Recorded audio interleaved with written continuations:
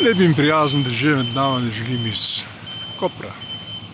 Tukaj pred seboj vidite potniško ladjo Aida Blue, ki je priplula v Luko Koper in seveda pripeljala v Slovenijo oziroma Koper kar nekaj turistov. Do njo pa je že na privezu transportna ladja, ki seveda že raztovarja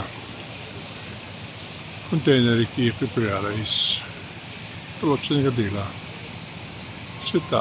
No, tam ne vidite v odprtem morju pa ladjo, ki je namenjena za prevoz avtomobilov in čaka na vplov v Luko Koper. No, to je bil kratek utrinek iz Kopra, posebej za vas ob deževnem dnevu 30. septembra leta 2025. Nasvidenje.